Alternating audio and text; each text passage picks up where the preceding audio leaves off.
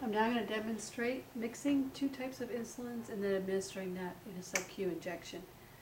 I have regular insulin, which is clear, and then I have NPH insulin, which is cloudy, and I have an order for each, 5 units of regular insulin and 10 units of NPH. I have my MAR, my clean gloves, and my alcohol swabs, and then over here I have my insulin syringes. This particular size that I have is 29 gauge, and it's a 1/2 inch needle. So I need one of these.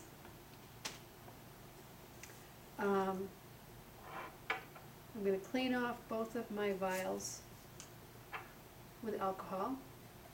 And these are multi-dose vials, so I do need to inject air into them before I pull the fluid out. Now when you draw up insulin and when you mix two types of insulins, usually you're mixing regular and NPH. And the way to remember which goes first is clear, which is the regular, is first, and then cloudy is second. The way you remember, I remember that is clear, CLE, alphabetically comes before CLO. So clear to cloudy.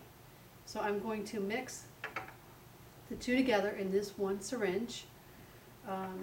Because I'm going to draw up the clear first, I'm going to put my air in the cloudy first. Put my air in the clear, drop the clear, and then drop the cloudy. So the NPH is the cloudy, and I've ordered 10 units of that. So I'm going to roll the cloudy just to mix up the sediment that's in there gently.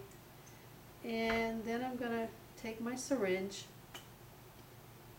pull my plunger back to 10 units of air,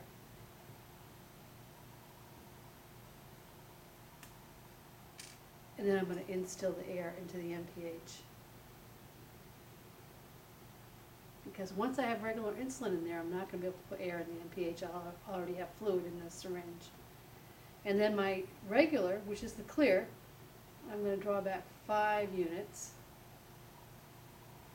and put 5 units of air into that.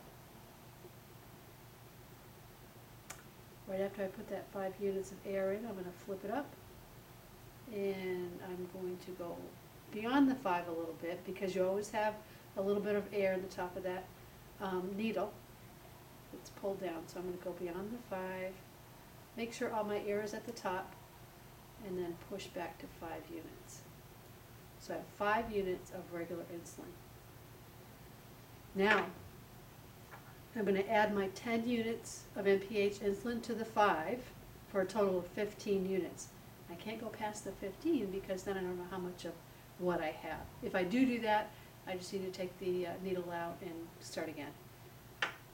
So I've already injected my air prior to drawing up my regular insulin. And flip that up, and I'm going to go just to 15 units.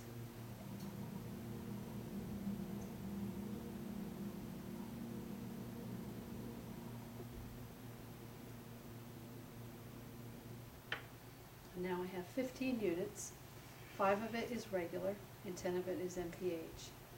Now, what I need to do, actually I needed to do that prior to the drawing up the NPH, is have another nurse verify the amount of insulin that I have.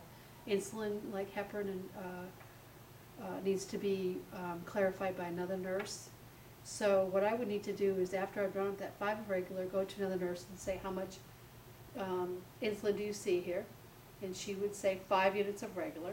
Then I would draw up the NPH, have another person visualize that, verify that, and then sign on the medication sheet that I've correctly have the amount here. So I have my insulin drawn up, both types. I've done the 5 writes and first and second check on my MAR prior to drawing it up, and then after drawing it up. The 6th write I'm going to do afterwards. That's the documentation, so I'll documentate after I've administered the medication. So I'm still in the medication room, and now I'm going to go into the patient's room. So I need my insulin, alcohol swab, pair of clean gloves, and my medication administration sheet. Go in the room, and I've washed my hands, and then I've identified the patient with the 2 identifiers, a name and date of birth that match the medication sheet, explain the procedure to the patient, decide on where I'm going to give this injection, either in the arm or the abdomen or the legs, the thighs. And I'm going to loosen my cap, just lay it right down here. Put on my gloves. I've already washed my hands. And I'm going to do my last third check, the 5 rights. Once I've picked the site, rather than spreading like you do with the intramuscular, we're going to squeeze the tissue, squeeze up, and start in the middle where I'm going to inject the insulin outward. Clean, and I'm going to hold that. And then insulin, subcutaneous, you can either do it at a 45-degree angle or a 90-degree angle, but because insulin is such a tiny needle, you can just do it at a 90-degree angle unless you had a really thin and emaciated person. So I'm going to, and you don't need to aspirate because it's not, chances are it's not going to be in any significant blood vessel.